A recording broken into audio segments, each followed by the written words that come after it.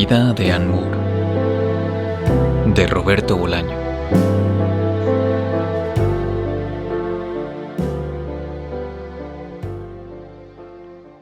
El padre de Ann Moore luchó por la democracia en un barco hospital en el Pacífico desde 1943 hasta 1945. Su primera hija, Susan, nació mientras él navegaba por el mar de Filipinas, poco antes de finalizar la Segunda Guerra Mundial. Después volvió a Chicago y en 1948 nació Ann. Pero Chicago no le gustaba al Dr. Moore y 3 años más tarde se marchó junto con toda su familia a Great Falls, en el estado de Montana. Allí creció Ann, y su infancia fue apacible, pero también extraña. En 1958, cuando tenía 10 años, vio por primera vez el rostro de carbón, el rostro manchado de tierra, así lo define ella indistintamente, de la realidad. Su hermana tenía un novio llamado Fred, de 15 años. Un viernes Fred llegó a la casa de los Moore y dijo que sus padres se habían marchado de viaje. La madre de Ann dijo que no le parecía correcto dejar solo en casa a un chico que apenas era un adolescente. El padre de Ann opinó que Fred ya era un hombrecito y que sabía cuidarse solo.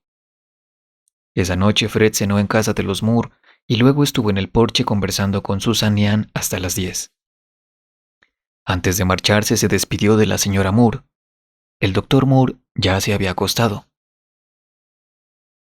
Al día siguiente, Susan y Ann dieron una vuelta por el parque en el coche de los padres de Fred. Según me contó Ann, el estado de ánimo de Fred era notablemente distinto del exhibido la noche anterior. Ensimismado, casi sin decir nada salvo monosílabos, parecía haber reñido con Susan. Durante un rato estuvieron en el coche sin hacer nada, en silencio. Fred y Susan en la parte de adelante y Ann en la parte de atrás. Y luego Fred propuso que fueran a su casa. Susan no contestó y Fred puso en marcha el coche y estuvieron dando vueltas por las calles de un barrio pobre que Ann no conocía, como si Fred se hubiera perdido o como si en el fondo, pese a haberlas invitado, en realidad no quisiera llevarlas a su casa. Durante el trayecto, recuerda Ann, Susan no miró ni una sola vez a Fred. Todo el rato se lo pasó mirando por la ventanilla, como si las casas y las calles que se iban sucediendo lentamente fueran un espectáculo único. Tampoco Fred, la vista clavada al frente, miró ni una sola vez a Susan. Tampoco pronunciaron una sola palabra ni la miraron a ella, en el asiento de atrás, aunque en una ocasión, una sola, la niña que entonces era Ann capturó el fulgor de los ojos de Fred, que la observó brevemente por el espejo retrovisor. Cuando por fin llegaron a la casa, ni Fred ni Susan hicieron ademán de bajarse. Incluso la forma en que Fred estacionó el coche junto al bordillo de la acera y no en el garaje, invitaba a una cierta provisionalidad en los actos, a una interrupción de la continuidad. Como si al estacionar el coche de esa forma, Fred nos permitiera y se permitiera a sí mismo un tiempo extra para pensar, recuerda Ann. Después, pero Ann no recuerda cuánto tiempo pasó, Susan se bajó del coche, le ordenó a ella que hiciera lo mismo, la cogió de la mano y se marcharon de allí sin despedirse. Cuando llevaban varios metros de distancia, Ann se volvió y vio la nuca de Fred en el mismo lugar sentado al volante, como si aún estuviera conduciendo. La vista fija al frente, dice Ann, aunque puede que entonces tuviera los ojos cerrados, o puede que los tuviera entornados, o que mirara el suelo, o que estuviera llorando. Volvieron a casa caminando y Susan, pese a sus preguntas, no le quiso dar ninguna explicación de su actitud. Esa tarde a Ann no le hubiera extrañado ver aparecer a Fred en el jardín de su casa. En otras ocasiones había sido testigo de peleas entre este y su hermana mayor, y el rencor nunca fue duradero. Pero Fred no apareció ese sábado ni el domingo, y el lunes no fue a clases, según confesaría Susan más tarde. El miércoles la policía detuvo a Fred por conducir en estado de ebriedad en la parte baja de Great Falls. Después de ser interrogado, 2 policías fueron a su casa y encontraron a los padres muertos, la madre en el cuarto de baño y el padre en el garaje. El cadáver de este último estaba a medio envolver en mantas y cartones, como si Fred pensara deshacerse de él en los próximos días. A raíz de este crimen, Susan, que al principio mantuvo una entereza notable, se derrumbó y durante varios años estuvo visitando psicólogos. Anne, por el contrario, siguió igual que siempre, aunque el incidente o la sombra del incidente resurgiría en el futuro de manera intermitente. Pero por el momento, ni siquiera soñó con Fred, y si soñó, tuvo la cautela de olvidar el sueño apenas entraba en la vigilia. A los 17 años, Anne se marchó a estudiar a San Francisco. 2 años antes lo había hecho Susan, matriculada en medicina en Berkeley. Compartía un apartamento con otras 2 estudiantes en la parte sur de Oakland, cerca de San Leandro, y muy de vez en cuando escribía a sus padres. Cuando Anne llegó, encontró a su hermana en un estado deplorable. Susan no estudiaba. Durante el día dormía y por las noches desaparecía hasta bien entrada la mañana siguiente. Anne se matriculó en literatura inglesa e hizo un curso de pintura impresionista. Por las tardes se puso a trabajar en una cafetería de Berkeley. Los primeros días vivió en el mismo cuarto que su hermana. En realidad, hubiera podido estar así indefinidamente. Susan dormía durante el día, en las horas en que Anne estaba en la universidad. Por las noches, rara vez aparecía por la casa, por lo que Anne ni siquiera tuvo que instalar otra cama en el cuarto. Pero al cabo de un mes, Anne se fue a vivir a la calle Hackett, en Berkeley, cerca de la cafetería en donde trabajaba, y dejó de ver a su hermana, aunque a veces la llamaba por teléfono. Eran las otras chicas del piso las que siempre contestaban las llamadas, recuerda Anne, para saber cómo estaba, para darle noticias de Great Falls, para saber si necesitaba algo. Las pocas veces que habló con Susan, ésta estaba borracha. Una mañana le dijeron que Susan ya no vivía allí. Durante 15 días la buscó por todo Berkeley y no la halló. Finalmente una noche llamó a sus padres en Great Falls y fue Susan quien contestó el teléfono. La sorpresa de Anne fue mayúscula. En cierto modo se sintió defraudada y traicionada. Susan había abandonado definitivamente los estudios y ahora quería rehacer su vida en una ciudad tranquila y decente, le dijo. Anne le aseguró que cualquier cosa que ella hiciera estaría bien hecha, aunque en realidad creyó que su hermana estaba muy mal y que había tirado buena parte de su vida por la borda. Poco después conoció a Paul, un pintor nieto de anarquistas judío-rusos, y se fue a vivir con él. Paul tenía una casita de 2 plantas.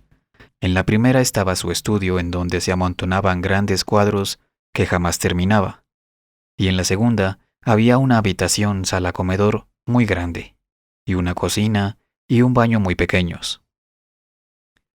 Por supuesto, no era el primero con el que se acostaba.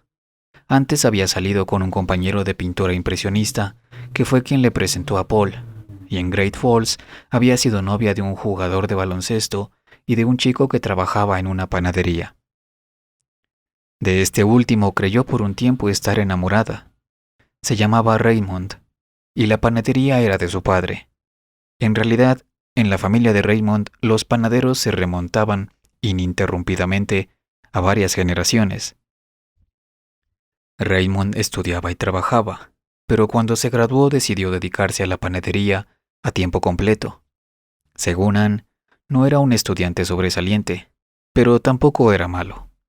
Y lo que más recuerda de Raymond, del Raymond de aquellos años, es su orgullo en lo tocante a su oficio y al oficio de su familia, en una zona en donde la gente ciertamente se enorgullece de muchas cosas, pero no de ser panadero.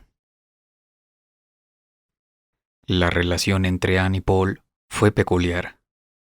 Anne tenía 17 años, pronto iba a cumplir los 18, y Paul tenía 26. En la cama tuvieron problemas desde el principio. En verano Paul solía ser impotente. En invierno tenía eyaculación precoz.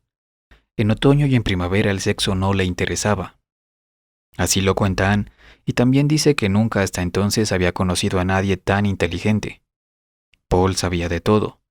Sabía de pintura, de historia de la pintura, de literatura, de música.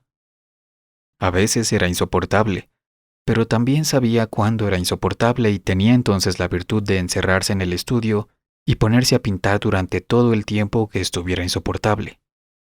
Cuando volvía a ser el Paul de siempre, encantador, conversador, cariñoso, dejaba de pintar y salía con Anne al cine o al teatro, o a las múltiples conferencias y recitales que por entonces se daban en Berkeley. y que parecían preparar el espíritu de la gente para los años decisivos que se acercaban. Al principio vivían de lo que ganaban en la cafetería y de una beca que tenía Paul. Un día, sin embargo, decidieron viajar a México y Ann dejó su trabajo. Estuvieron en Tijuana, en Hermosillo, en Guaymas, en Culiacán, en Mazatlán. Allí se detuvieron y alquilaron una casita cerca de la playa. Todas las mañanas se bañaban. Por las tardes Paul pintaba y Ann leía, y por las noches iban a un bar norteamericano, el único de allí, llamado The Frog, frecuentado por turistas y estudiantes de California, y en donde se quedaban bebiendo hasta altas horas de la noche y discutiendo con personas a las que normalmente ni siquiera hubieran dirigido la palabra. En The Frog compraban marihuana a un tipo mexicano delgado y que siempre iba vestido de blanco, y al que no dejaban entrar en el bar, que esperaba a sus clientes en el interior de su coche estacionado en la acera de enfrente, junto a un árbol seco. Más allá de ese árbol no había ningún edificio, sino la oscuridad, la playa y el mar. El tipo delgado se llamaba Rubén, y a veces cambiaba la marihuana por cassettes de música que probaba en el mismo radiocassette del coche. No tardaron en hacerse amigos. Una tarde, mientras Paul pintaba, apareció por la casita de la playa y Paul le pidió que posara para él. A partir de ese momento nunca más tuvieron que pagar por la marihuana que consumían, aunque a veces Rubén llegaba por la mañana y no se iba hasta bien entrada la noche, lo que para Ann resultaba molesto, pues no solo tenía que cocinar para una persona más, sino que, en su opinión, el mexicano le quitaba intimidad a la vida paradisíaca que habían planeado hacer. Al principio Rubén solo hablaba con Paul, como si intuyera que su presencia no era grata para Ann, pero con el paso de los días se hicieron amigos. Rubén hablaba algo de inglés y Ann y Paul practicaban con él el rudimentario español que ya sabían. Una tarde, mientras nadaban, Ann sintió que Rubén le tocaba las piernas por debajo del agua. Paul estaba en la playa, mirándolos. Cuando Rubén emergió, la miró a los ojos y le dijo que estaba enamorado de ella. Ese mismo día, lo supieron después, se ahogó un chico que solía ir a The Frog y con el que ellos habían conversado en un par de ocasiones. Poco después volvieron a San Francisco. Aquella fue una buena época para Paul. Hizo un par de exposiciones, vendió algunos cuadros y su relación con Ann se estabilizó aún más de lo que ya estaba. A finales de año viajaron los dos a Great Falls y pasaron las Navidades en casa de los padres de Ann. A Paul no le gustaron los padres de Ann, pero con Susan hizo buenas migas. Una noche Ann se despertó y no halló a Paul en la cama. Salió a buscarlo y oyó voces en la cocina. Al bajar encontró a Paul y Susan hablando de Fred. Paul escuchaba y hacía preguntas, y Susan contaba una y otra vez, pero desde diferentes perspectivas, el último día que había pasado con Fred, dando vueltas en coche por los peores barrios de Great Falls. Ann recuerda que la conversación que mantenían su hermana y su novio le pareció extremadamente artificial, como si estuvieran dando vueltas alrededor del argumento de una película y no de algo que había sucedido en la vida real. Al año siguiente, Ann abandonó la universidad y se dedicó a ser la compañera de Paul a tiempo completo.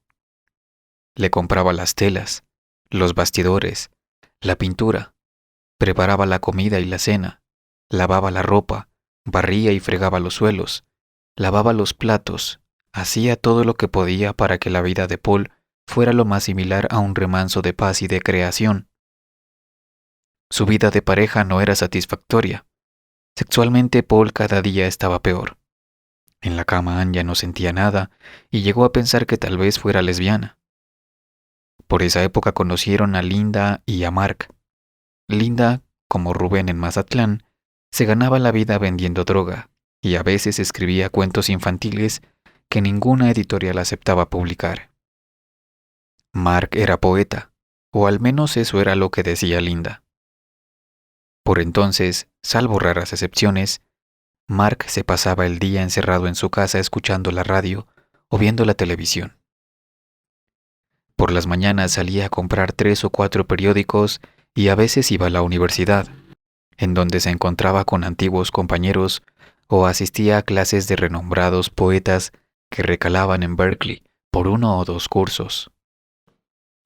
Pero el resto del tiempo, recuerda Anne, se lo pasaba encerrado en su casa o en su habitación si Linda tenía visitas, escuchando la radio y mirando la tele y esperando el estallido de la Tercera Guerra Mundial. La carrera de Paul, contra lo esperado por Anne, de repente se estancó. Todo ocurrió demasiado rápido. Primero perdió la beca. Después los galeristas del área de la bahía de San Francisco dejaron de interesarse por sus cuadros. Finalmente dejó de pintar y comenzó a estudiar literatura. Por las tardes Paul y Anne iban a casa de Linda y Mark y se pasaban muchas horas hablando de la guerra de Vietnam y de viajes. Aunque Paul y Mark nunca llegaron a ser muy amigos, eran capaces de estar juntos durante horas leyéndose mutuamente poemas. Paul, recuerda Anne, comenzó por esas fechas a escribir versos deudores de William Carlos Williams y de Kenneth Resroth, a quien en una ocasión escucharon en un recital en Palo Alto, y bebiendo. La amistad de Anne y Linda, por el contrario, creció de forma imperceptible pero segura, aunque no parecía estar cimentada en nada. A Anne le gustaba la seguridad de Linda, su independencia, su desprecio por ciertas normas establecidas, su respeto por otras, su manera ecléctica de vivir. Cuando Linda se quedó embarazada, su relación con Mark terminó abruptamente. Linda se fue a vivir a un piso en la calle Donaldson y trabajó hasta pocos días o tal vez hasta pocas horas, Anne no lo recuerda, antes del parto. Mark se quedó en el antiguo piso y su reclusión se hizo aún más severa. Al principio Paul siguió visitando a Mark, pero al poco tiempo se dio cuenta de que no tenían nada que decirse y dejó de hacerlo. Anne, por el contrario, estrechó su amistad con Linda y a veces incluso se quedaba a dormir en su piso, generalmente los fines de semana, cuando Linda debía dedicar más tiempo a atender a sus clientes y no podía estar todo lo que quisiera con el niño. Un año después de su primer viaje a México, Paul y Anne volvieron a Mazatlán. Esta vez el viaje fue diferente. Paul quiso alquilar la casita de la playa, pero esta estaba ocupada y se tuvieron que conformar con una especie de bungalow a unas 3 manzanas de distancia. Nada más llegar a Mazatlán, Anne enfermó. Tuvo diarrea y fiebre y durante 3 días fue incapaz de levantarse de la cama. El primer día Paul se quedó en casa cuidándola, pero luego desaparecía durante horas y una noche no vino a dormir. Quien sí la visitó fue Rubén. Anne se dio cuenta de que noche tras noche Paul se iba con Rubén y al principio odió al mexicano. Pero la tercera noche, cuando ya se sentía un poco mejor, Rubén apareció por el bungalow a las 2 de la mañana a interesarse por su salud. Estuvieron hablando hasta las 5 de la mañana y después hicieron el amor. Anne aún se sentía débil y por un momento tuvo la impresión de que Paul los estaba observando desde la puerta entornada o desde una ventana, pero luego se olvidó de todo, dice, ante la dulzura de Rubén y ante la duración del acto. Cuando Paul apareció al día siguiente, Anne le contó lo que había sucedido. Paul dijo mierda, pero no añadió más comentarios. Durante 1 o 2 días intentó escribir en un cuaderno de tapas negras que nunca permitió que Anne leyera, pero al poco desistió y se dedicó a dormir en la playa y a beber. Algunas noches salía con Rubén como si nada hubiera pasado. Otras noches se quedaba en casa y en 2 ocasiones intentaron hacer el amor, pero el resultado dejó mucho que desear. Con Rubén volvió a acostarse, una vez de noche, en la playa, y otra vez en la habitación, mientras Paul dormía en el sofá de la sala. Al cabo de los días, Anne notó que Rubén se ponía celoso de Paul, pero esto sucedía solo cuando estaban los 3 juntos o cuando Anne y Rubén estaban solos. Nunca cuando Rubén y Paul salían por las noches a visitar los bares de Mazatlán. Entonces, recuerda Ann, parecían hermanos. Cuando llegó el día de partir, Ann decidió quedarse en México. Paul lo entendió y no dijo nada. La despedida fue triste. Rubén y ella ayudaron a Paul a preparar las maletas y a meterlas en el coche y luego le dieron unos regalos. Ann un viejo libro de fotos y Rubén una botella de tequila. Paul no tenía regalos para ellos, pero le dio a Ann la mitad del dinero que le quedaba. Después, cuando estuvieron solos, se encerraron en el bungalow y estuvieron haciendo el amor durante 3 días seguidos. Poco después a Ann se le acabó el dinero y Rubén volvió a dedicarse a vender droga a la puerta de The Frog. Ann dejó el bungalow y se fue a vivir a la casa de Rubén, en un barrio de la ciudad desde el que no se veía el mar. La casa pertenecía a la abuela de Rubén, que vivía allí con su hijo mayor, un pescador soltero de unos 40 años, y con su nieto. Las cosas rápidamente se torcieron. A la abuela de Rubén no le gustaba que Ana anduviera por la casa semidesnuda. Una tarde, mientras estaba en el baño, el tío de Rubén entró y le propuso acostarse con él. Le ofreció dinero. Ann, por supuesto, rechazó la oferta, pero no con suficiente fuerza. No quería ofenderlo, recuerda. Y al día siguiente el tío de Rubén volvió a ofrecerle dinero por sus favores. Sin saber lo que estaba a punto de desencadenar, le contó a Rubén todo lo que había sucedido. Esa noche Rubén cogió un cuchillo de la cocina e intentó matar a su tío. Los gritos, recuerda Ann, eran como para levantar a todo el vecindario, pero sorprendentemente nadie pareció advertirlos. Por suerte el tío de Rubén era más fuerte y más experimentado en peleas y no tardó en desarmarlo.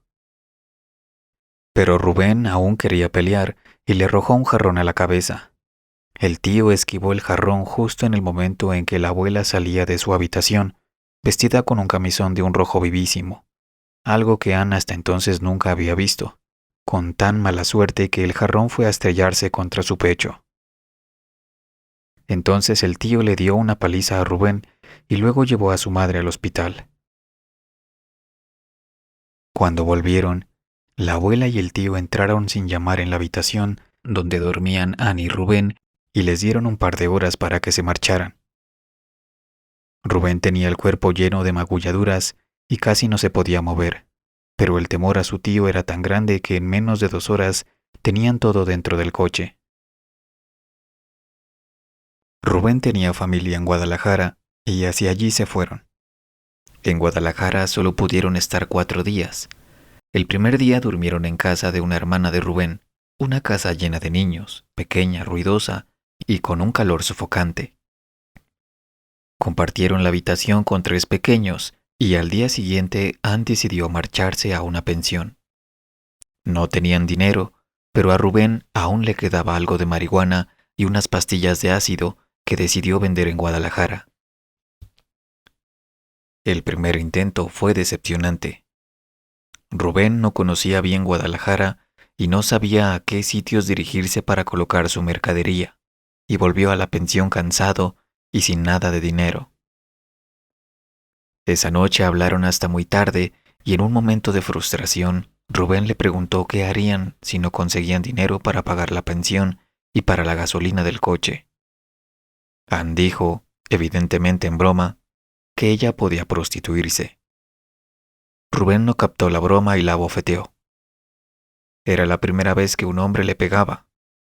Antes robó un banco, dijo el mexicano, y se le echó encima.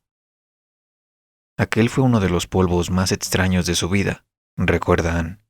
Las paredes de la pensión parecían estar hechas de carne cruda y carne a la plancha, indistintamente.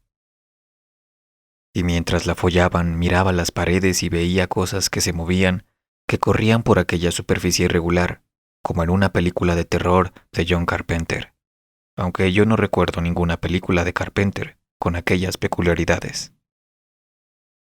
Al día siguiente Rubén vendió la droga que le quedaba y se marcharon a México DF.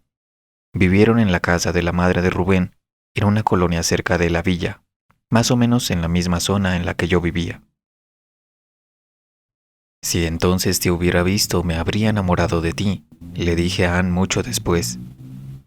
¿Quién sabe?, contestó Anne, y añadió, si entonces yo hubiera sido un adolescente, no me habría enamorado de mí.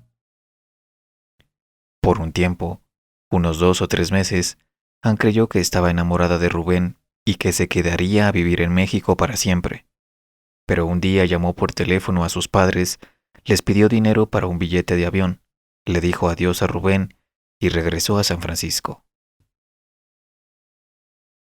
Hasta que consiguió un trabajo de camarera, vivió en el piso de Linda.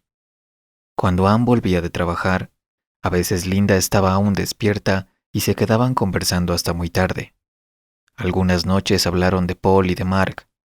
Paul vivía solo y había vuelto a pintar, aunque mucho menos que antes, y no tenía la más mínima esperanza de exponer sus cuadros. Según Linda, lo que les pasaba a los cuadros de Paul es que eran muy malos. Mark seguía encerrado en su casa escuchando la radio y viendo todos los informativos de la tele y ya casi no le quedaban amigos.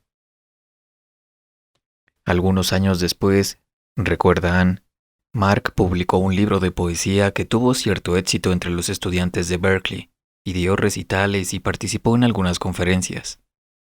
Parecía el momento idóneo para que conociera a una chica y volviera a vivir con alguien, pero cuando pasó el ruido inicial, Mark volvió a encerrarse en su casa y de él nunca más se supo nada. Después Linda se puso a vivir con un tipo llamado Larry y Anne alquiló un pequeño apartamento en Berkeley, cerca de la cafetería. Aparentemente las cosas iban bien, pero Anne sabía que estaba a punto de estallar. Lo percibía en sus sueños, cada vez más extraños, en su estado de ánimo que por entonces se hizo propenso a la melancolía, en su humor, cambiante, caprichoso. Por aquellos días salió con un par de tipos, pero la experiencia fue decepcionante. A veces iba a ver a Paul, pero pronto interrumpió las visitas, pues los encuentros empezaban bien, pero casi siempre terminaban con escenas violentas. Paul rompiendo sus dibujos, tal vez un cuadro, o con ataques de lágrimas, autorrecriminaciones y tristeza. A veces pensaba en Rubén y se reía de lo ingenua que había sido. Un día conoció a un tipo llamado Charles y se hicieron amantes. Charles era todo lo contrario de Paul, recuerda Anne, aunque en el fondo se parecían como dos gotas de agua. Charles era negro y no tenía ingresos de ningún tipo. Le gustaba hablar y sabía escuchar. A veces se pasaban toda la noche haciendo el amor y conversando. A Charles le gustaba hablar de su infancia y de su adolescencia, como si allí presintiera un secreto que había pasado por alto. Anne, por el contrario, prefería hablar de lo que le estaba ocurriendo en ese preciso momento de su vida. Y también le gustaba hablar de sus temores, del estallido que avisoraba agazapado detrás de un día cualquiera. En la cama, recuerdan, las relaciones fueron tan insatisfactorias como siempre. Los primeros días, tal vez por la novedad, la experiencia fue agradable. Alguna noche, tal vez incluso arrebatadora, pero después todo volvió a ser como siempre. En este punto Anne cometió lo que visto desde cierta perspectiva considera un error monumental. Le dijo a Charles lo que le ocurría en la cama, lo que sentía con todos los hombres con que se había acostado, incluso él. Charles al principio no supo qué decirle, pero al cabo de los días sugirió que, ya que no sentía nada, podía al menos sacar algo de provecho material de su situación. Anne tardó algunos días en comprender que lo que Charles le sugería era que se dedicara a la prostitución. Posiblemente aceptó por la ternura que le inspiraba Charles en aquellos días, o porque le pareció emocionante probarlo, o porque supuso que aquello aceleraría el estallido. Charles le compró un vestido rojo y unos zapatos de tacón del mismo color y se compró una pistola porque consideraba, así se lo dijo Anne, que un chulo sin pistola no era nada.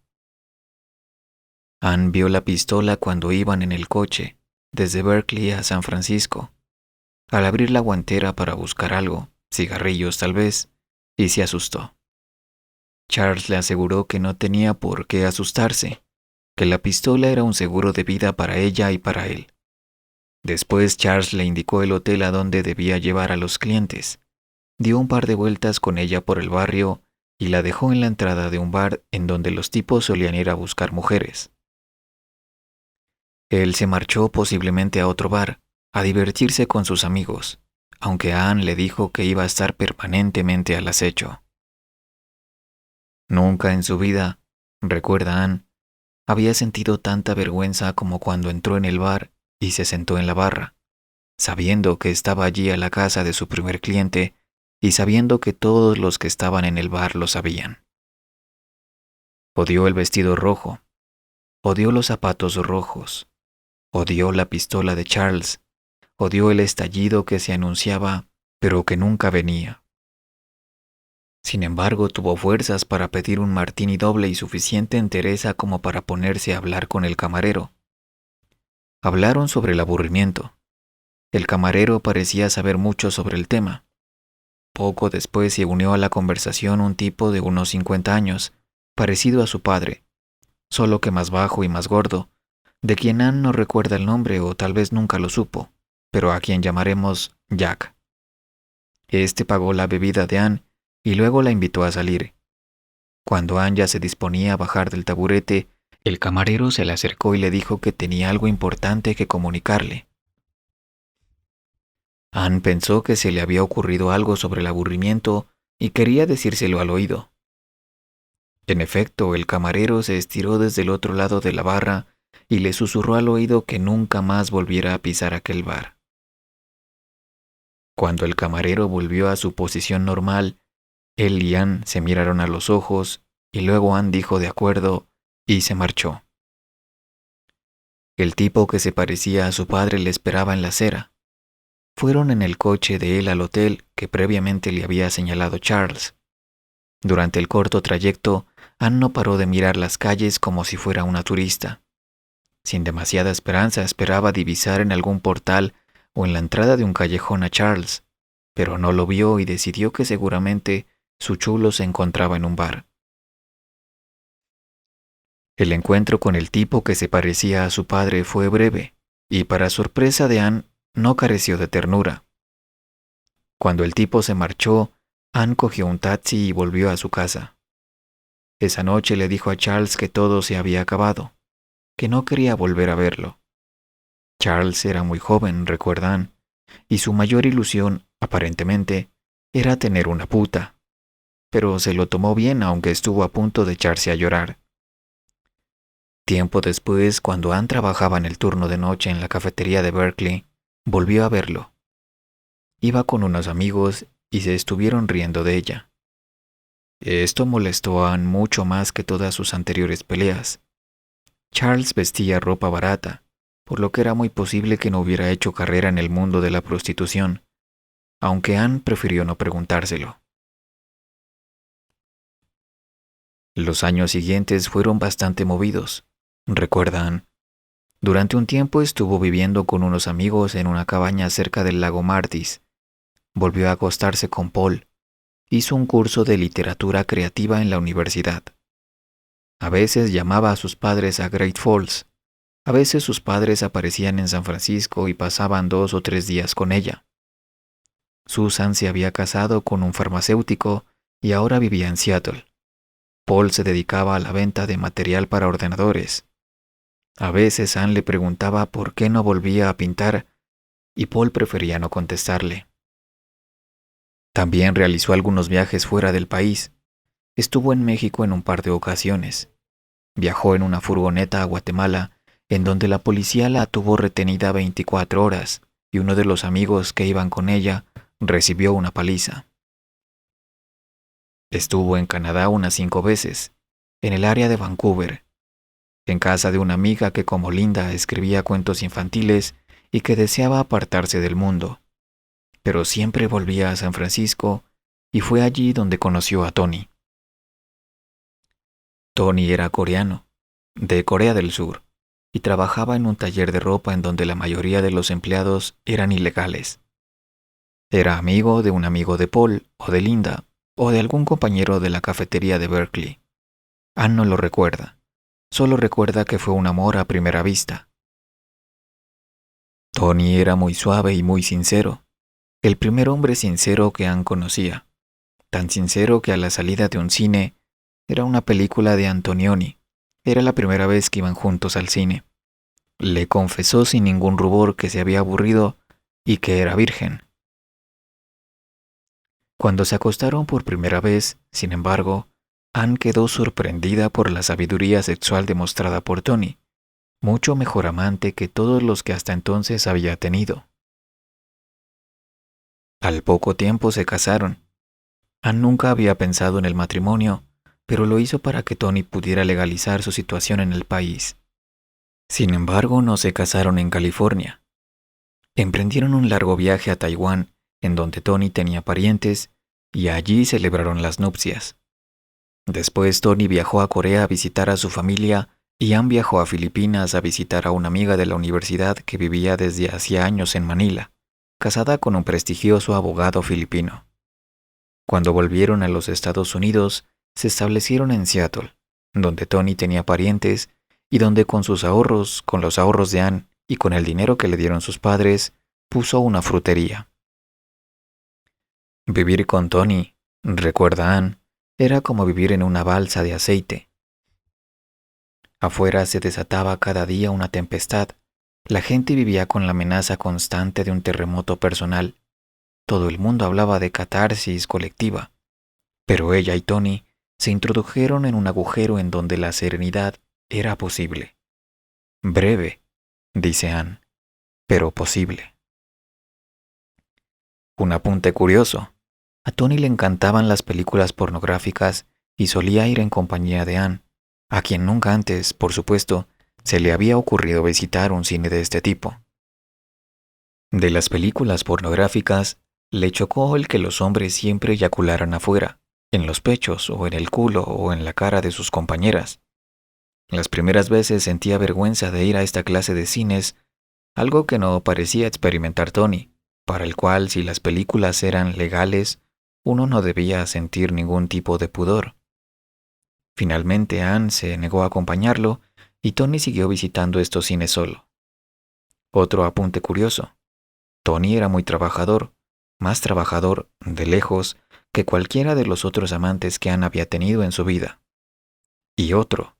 Tony jamás se enfadaba, jamás discutía, como si considerara absolutamente inútil tratar de que otra persona compartiera su punto de vista, como si creyera que todas las personas estaban extraviadas y que era pretencioso que un extraviado le indicara a otro extraviado la manera de encontrar el camino. Un camino que no solamente nadie conocía, sino que probablemente ni siquiera existía. Un día a Anne se le acabó el amor por Tony y se marchó de Seattle. Volvió a San Francisco. Volvió a dormir con Paul. Se acostó con otros hombres. Vivió un tiempo en casa de Linda. Tony estaba desesperado. Cada noche le llamaba por teléfono y quería saber por qué lo había dejado. Cada noche Anne se lo explicaba. Simplemente las cosas habían sucedido así. El amor se acaba. Tal vez ni siquiera fue amor lo que los unió. Ella necesitaba otras cosas.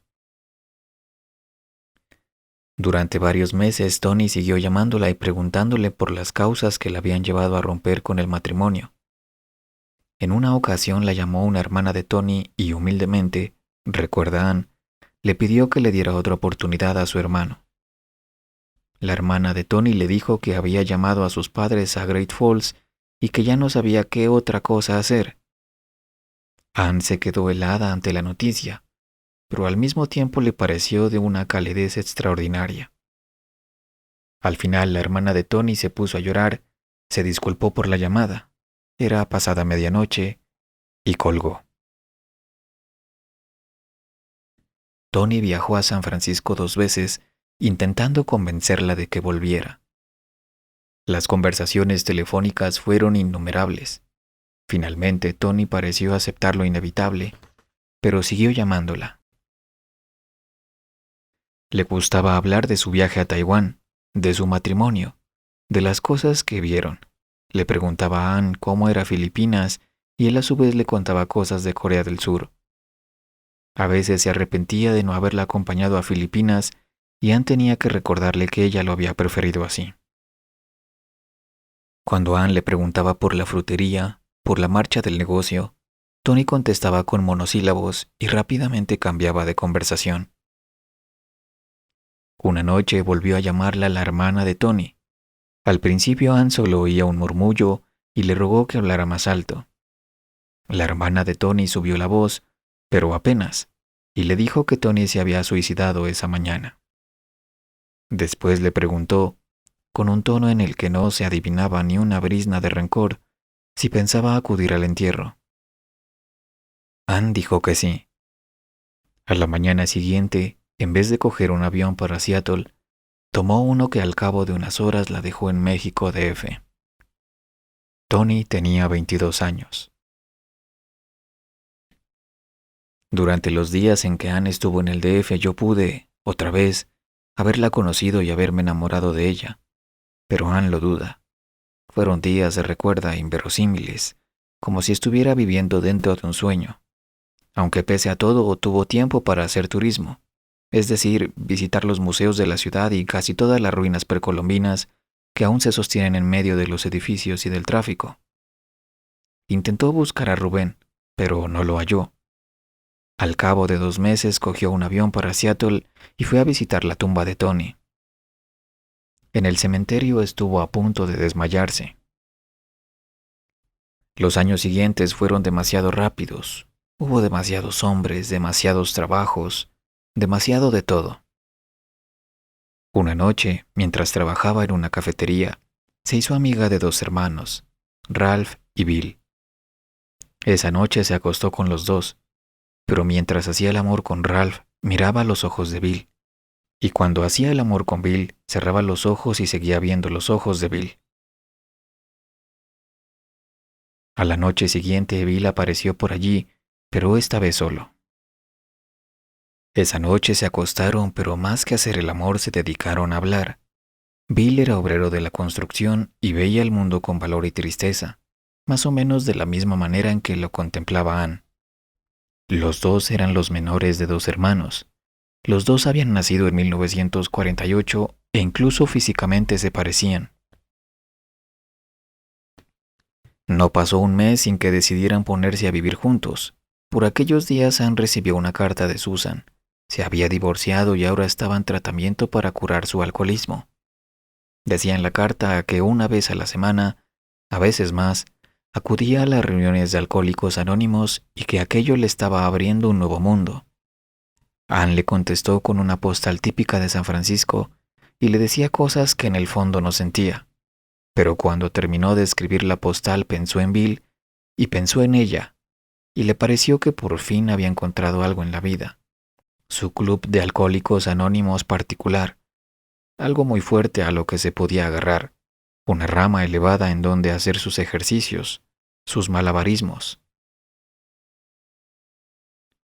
Lo único que no le gustaba de su relación con Bill era su hermano. A veces Ralph llegaba a medianoche, completamente borracho, y sacaba a Bill de la cama para hablar de los temas más peregrinos. Hablaban de un pueblo de Dakota donde estuvieron cuando eran adolescentes. Hablaban de la muerte y de lo que hay después de la muerte. Nada, según Ralph. Menos que nada, según Bill. Hablaban de la vida del hombre que consiste en estudiar, trabajar y morir. En ocasiones que progresivamente fueron haciéndose más escasas, Anne participaba en estas conversaciones y tenía que reconocer que le gustaba la inteligencia de Ralph, o su astucia, para descubrir los puntos débiles en la argumentación de los demás.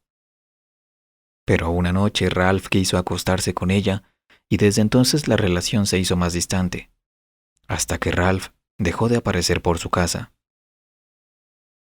A los 6 meses de estar viviendo juntos se marcharon a Seattle. Anne encontró trabajo en una distribuidora de electrodomésticos y Bill en un edificio de 30 plantas que estaban construyendo. Por primera vez su situación económica era francamente buena y Bill sugirió que compraran una casa y se establecieran en Seattle para siempre. Pero Anne prefirió postergar la compra para más adelante y se consolaron alquilando un piso en un edificio en donde solo vivían 3 familias que compartían un espléndido jardín.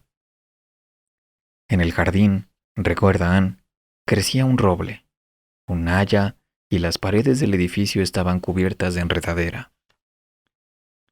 Tal vez fueron los años más tranquilos de su vida en los Estados Unidos, recuerda Anne, pero un día cayó enferma y los médicos le diagnosticaron una enfermedad grave. Por aquellos días, su humor se volvió irascible y ya no soportaba la conversación de Bill ni a sus amigos, ni siquiera verlo llegar cada día con la ropa que usaba en la construcción. Tampoco soportaba su propio trabajo, así que un día lo dejó, metió ropa en una maleta y se presentó en el aeropuerto de Seattle sin saber a ciencia cierta qué tipo de avión iba a tomar. De alguna manera lo que quería era volver a Great Falls, ir a su casa, hablar con su padre médico, que sin duda sabría aconsejarla. Pero cuando estuvo en el aeropuerto, todo le pareció una estafa. Durante 5 horas estuvo sentada en el aeropuerto de Seattle pensando en su vida y en su enfermedad, y una y otra le parecieron vacías, como una película de miedo con una trampa sutil. Esas películas que no parecen de miedo, pero que al final obligan al espectador a gritar o a cerrar los ojos. Hubiera deseado llorar, pero no lloró. Dio media vuelta, volvió a su casa de Seattle y esperó el regreso de Bill. Cuando éste llegó, le contó todo lo que había sucedido aquel día y le pidió su opinión. Bill dijo que no entendía nada, pero que contara con su apoyo. Al cabo de una semana, sin embargo, las cosas se volvieron a torcer. Bill y ella se emborracharon, discutieron, hicieron el amor, dieron vueltas en coche por barrios desconocidos y que no obstante a Anne le traían vagos recuerdos. Esa noche, recuerda Anne, pudieron tener en varias ocasiones un accidente automovilístico. Los días siguientes las cosas solo empeoraron. Unos meses después, Anne fue sometida a una operación, pero el resultado no era concluyente. De momento la enfermedad estaba detenida, pero Anne debía seguir medicándose y sometida a chequeos médicos constantes. El riesgo de un rebrote, según Anne, podía ser mortal. De aquellos meses pocas cosas más son consignables. Anne y Bill fueron a pasar las Navidades a Great Falls. Susan recayó en la bebida. Linda seguía vendiendo drogas en San Francisco y tenía una buena situación económica e inestables relaciones sentimentales. Paul se compró una casa y poco después la vendió. A veces, sobre todo por las noches, se llamaban por teléfono y hablaban como dos desconocidos, fríamente, sin tocar nunca los temas que a juicio de Anne eran importantes. Una noche, mientras hacían el amor, Bill le sugirió que tuvieran un hijo. La respuesta de Anne fue breve y tranquila. Simplemente le dijo que no, que aún era demasiado joven, pero en su interior sintió que se ponía a gritar. Es decir, vio la separación, la línea que delimitaba el no gritar con el gritar. Fue, recuerda Anne, como abrir los ojos dentro de la caverna más grande de la Tierra. Por aquellos días tuvo un rebrote y los médicos decidieron volver a operarla. Su ánimo decayó, también el ánimo de Bill decayó. Había días en que parecían dos zombies. La única actividad que Anne realizaba a gusto era la lectura. Leía todo lo que caía en sus manos, sobre todo libros de ensayo y novela norteamericana, pero también leyó poesía y libros de historia. Por las noches no podía dormir y solía quedarse despierta hasta las 6 o las 7 de la mañana, y cuando se dormía lo hacía en el sofá, incapaz de entrar en la habitación que compartía con Bill y meterse en la cama junto a él. No por rechazo, menos aún por asco, recuerda Anne. A veces incluso entraba en la habitación y se quedaba durante un rato mirando a Bill mientras dormía, pero era incapaz de echarse a su lado y encontrar la paz. Después de la segunda operación, Anne volvió a meter su ropa y sus libros en un par de maletas y esta vez abandonó Seattle de verdad. Primero estuvo en San Francisco y luego tomó un avión para Europa. Llegó a España con el dinero justo para vivir un par de semanas. Estuvo 3 días en Madrid y luego se vino a Barcelona.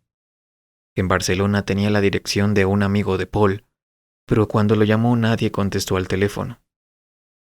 Esperó durante una semana, telefoneando al amigo de Paul por la mañana, por la tarde y por la noche, y dando largos paseos por la ciudad, siempre sola, o leyendo sentada en un banco del parque de la Ciudadela. Vivía en una pensión de las Ramblas, y cuando comía lo hacía en restaurantes baratos del casco antiguo. El insomnio, imperceptiblemente, desapareció. Una tarde llamó a Bill a cobro revertido y no lo halló. Después llamó a sus padres y tampoco estaban. Al salir de la telefónica se detuvo junto a una cabina y volvió a llamar al amigo de Paul y nadie contestó. Por un instante se le pasó por la cabeza la idea de estar muerta, pero la desechó en el acto. Una cosa era la soledad y otra bien distinta era la muerte. Aquella noche, recuerdan, trató de leer hasta muy tarde un libro sobre la vida de Willa Cather que le había regalado Linda antes de su viaje, pero el sueño la venció. Al día siguiente llamó a Paul a cobro revertido y lo encontró. Le contó lo de su amigo de Barcelona, pero no le dijo nada de su situación económica. Durante unos segundos Paul estuvo pensando y luego se le ocurrió que llamara a una amiga, aunque quizá el término era excesivo, que vivía en Mallorca, pero que tenía una casa en la provincia de Girona. Una tipa llamada Gloria, que había empezado a estudiar música pasados los 40 años y que ahora tocaba con la Sinfónica de Palma o algo así.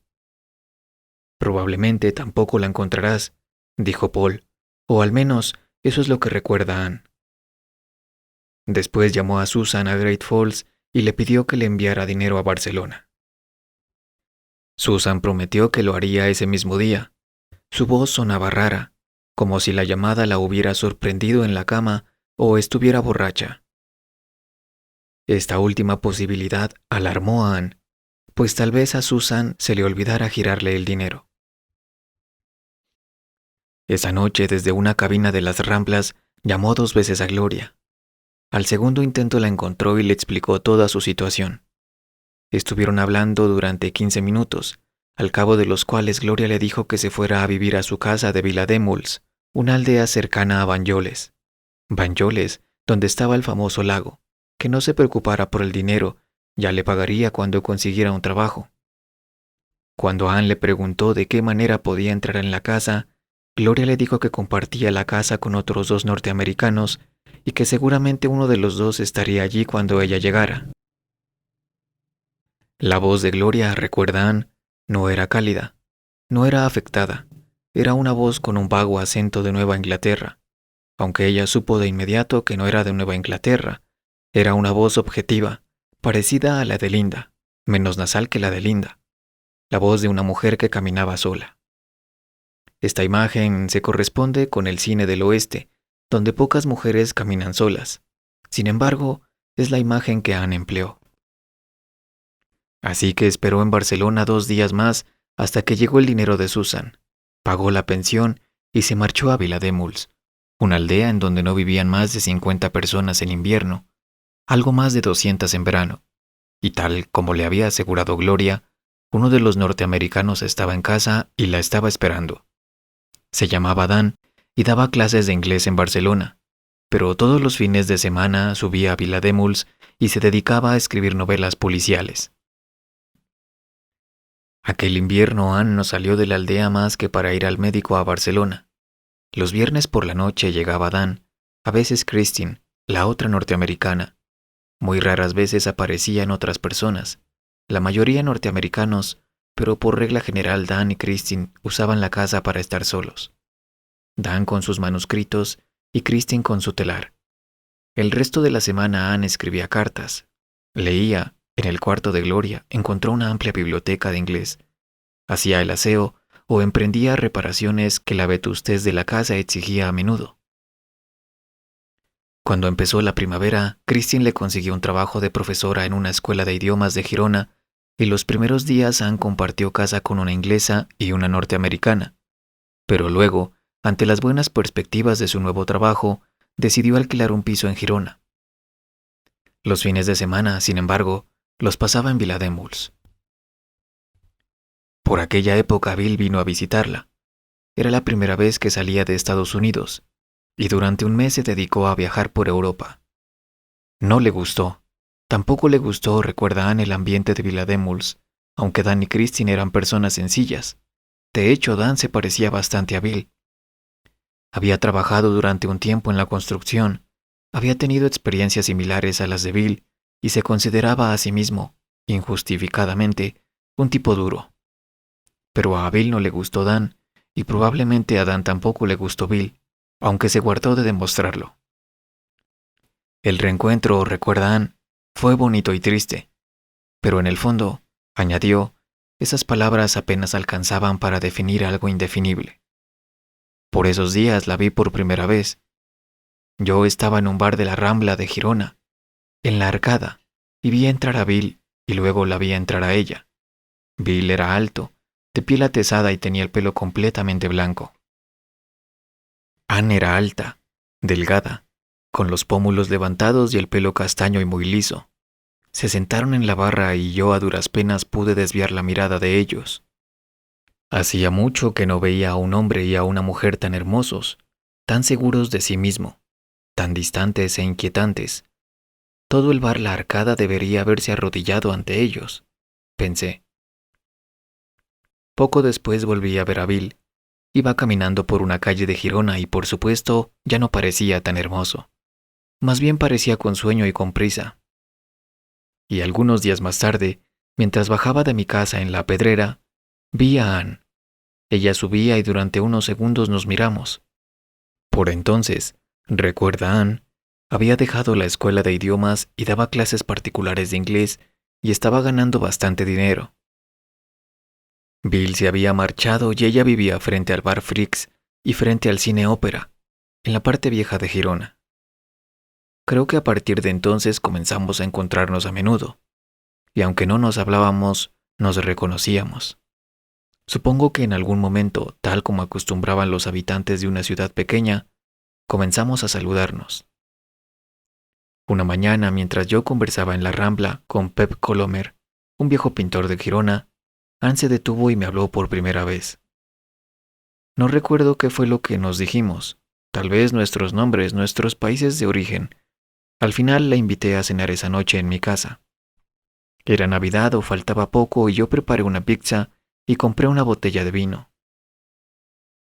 Hablamos hasta muy tarde. Fue entonces cuando Anne me contó que había estado en México en varias ocasiones. En general, sus aventuras se parecían mucho a las mías. Anne creía que esto se debía a que una vida, o una juventud, la que fuera, siempre se parecía a otra, aunque existieran diferencias objetivas e incluso antagónicas. Yo preferí pensar que, de alguna manera, ella y yo habíamos recorrido el mismo mapa, las mismas guerras floridas, una educación sentimental común. A las 5 de la mañana, tal vez más tarde, nos fuimos a la cama e hicimos el amor. De golpe Anne se convirtió en algo importante en mi vida. El sexo fue el pretexto las 2 primeras semanas, pero luego comprendí que por encima de nuestros encuentros amorosos, lo que realmente nos atraía el uno del otro era la amistad. Por aquella época solía ir a su casa a eso de las 8 de la noche, cuando ella acababa con su última clase particular, y nos quedábamos conversando hasta la 1 o las 2. En medio ella preparaba bocadillos y descorchábamos una botella de vino y escuchábamos música o bajábamos al Frix a seguir bebiendo y hablando. En la puerta de ese bar se juntaban muchos de los yonkis de Girona, y no era extraño ver deambulando por los alrededores a los chicos malos locales, pero Anne solía recordar a tipos malos de San Francisco, tipos malos de verdad, y yo solía recordar a los de México, y nos reíamos mucho, aunque ahora, la verdad, no sé de qué nos reíamos. Tal vez de estar vivos, nada más. A las 2 de la mañana nos despedíamos y yo subía hasta mi casa en lo alto de La Pedrera. Una vez la acompañé al médico, a la clínica de Zeus, en Barcelona. Por aquellos días yo salía con otra chica y Anne salía con un arquitecto de Girona, pero no me extrañó. Me halagó que al entrar en la sala de espera me susurrara que probablemente me confundirían con su marido. Una vez fuimos a Vilademuls, Anne quería que conociera a Gloria, pero Gloria no apareció ese fin de semana. En Villa de Mulls, sin embargo, descubrí algo que hasta entonces solo sospechaba. Anne podía ser diferente, podía ser otra. Fue un fin de semana atroz. Anne bebía sin parar. Dan entraba y salía de su cuarto sin dar mayores explicaciones. Estaba escribiendo, y yo tuve que soportar a una exalumna catalana de Christine o de Dan, la típica imbécil de Barcelona o de Girona, que era más norteamericana que los norteamericanos. Al año siguiente, Anne viajó a los Estados Unidos.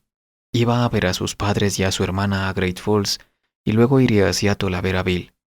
Recibí una postal de Nueva York, luego una postal de Montana, pero ninguna postal de Seattle. Más tarde recibí una carta de San Francisco en la que me contaba que su encuentro con Bill en Seattle había sido desastroso.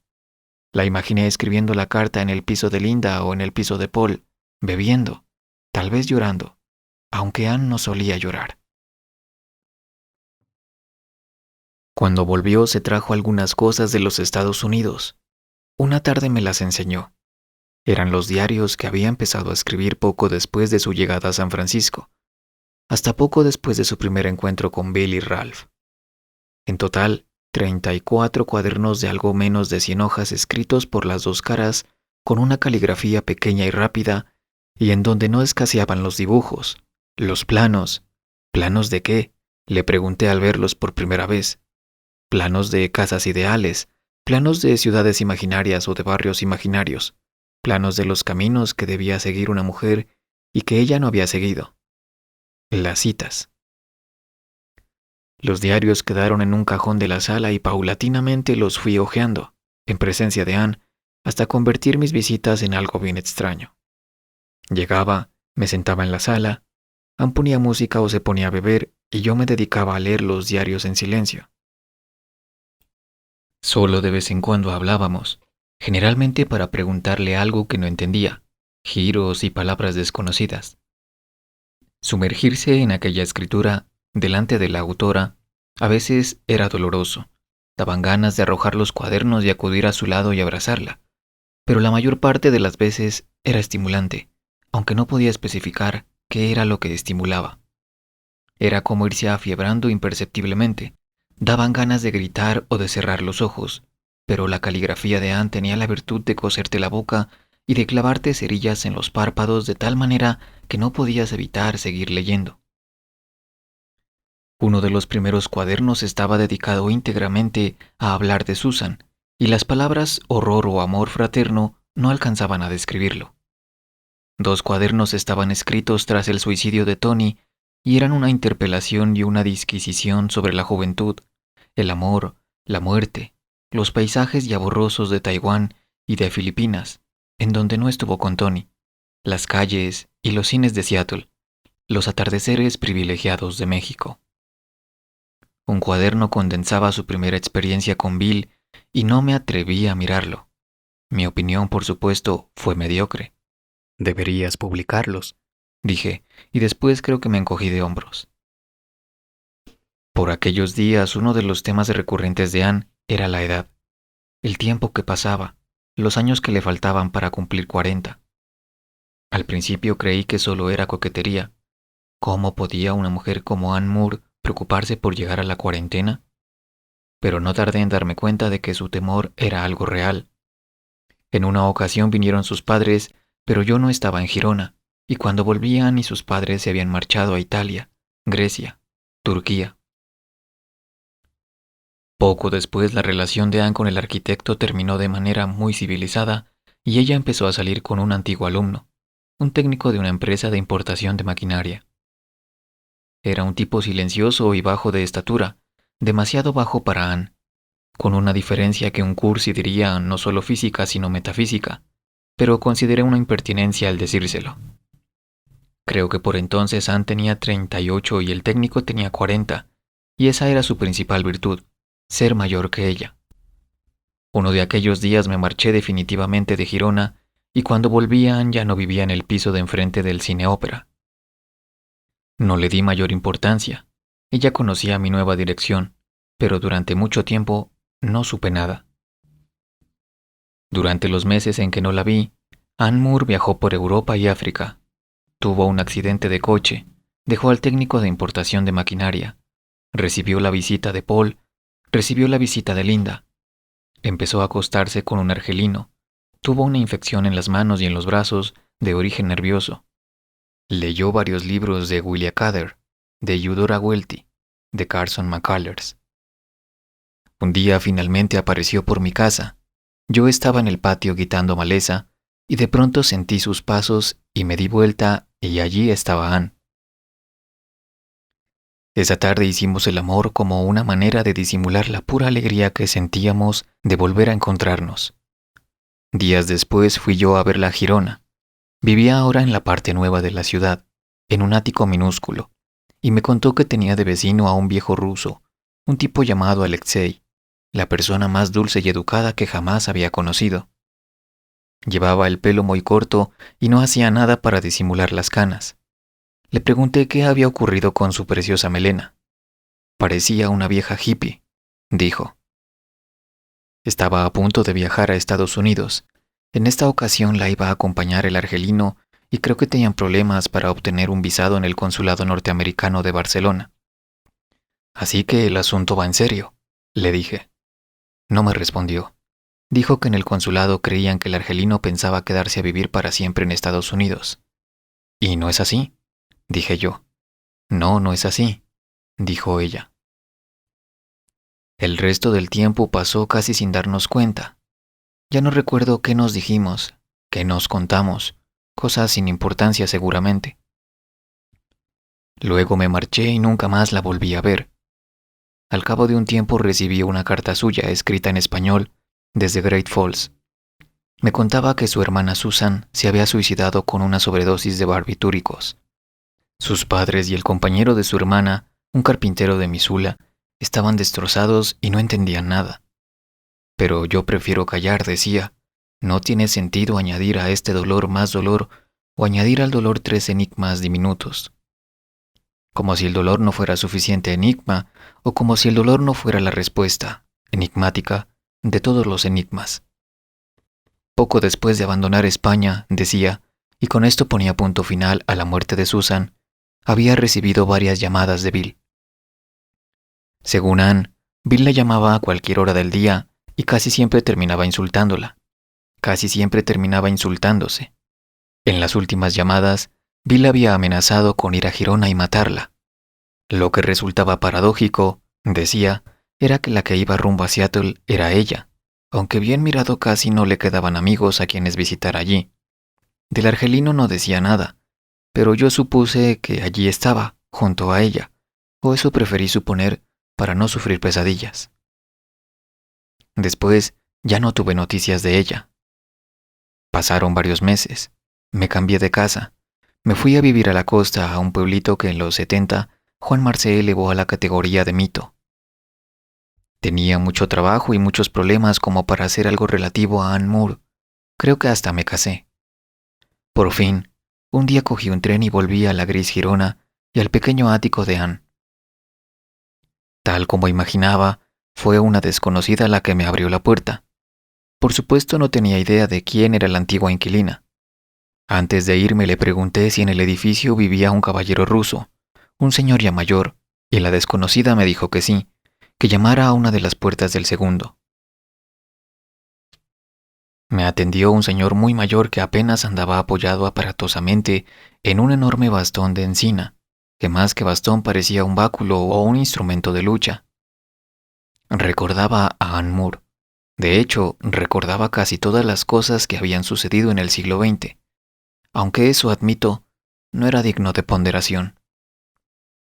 Le expliqué que hacía mucho no sabía nada de ella y que acudía a él en busca de alguna información.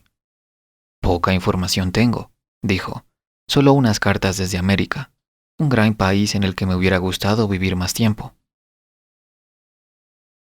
Aprovechó el pie para contarme sucintamente los años que había vivido en Nueva York y sus andanzas como croupier en Atlantic City. Después recordó las cartas y me hizo un té mientras se demoraba en buscarlas. Por fin apareció con 3 postales, todas de América, dijo. No sé en qué momento comprendí que estaba completamente loco. Me pareció lógico dentro de lo que cabía. Me pareció justo y me relajé, anticipándome al final. El ruso me extendió las 3 postales por encima del té humeante. Estaban en orden de llegada. Estaban escritas en inglés. La primera era de Nueva York. Reconocí la letra de Anne. Decía las cosas de siempre y terminaba rogándole que se cuidara, que comiera todos los días y asegurándole que lo recordaba y que le enviaba besos.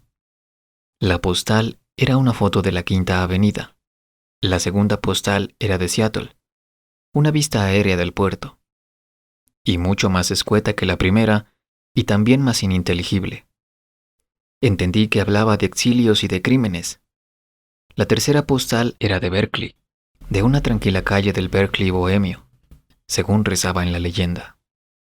Estoy viendo a mis antiguos amigos y haciendo otros nuevos, decía la clara caligrafía de Anne Moore, y terminaba igual que la primera, recomendándole al querido Alexei que se cuidara y que no se olvidara de comer todos los días, aunque fuera solo un poco.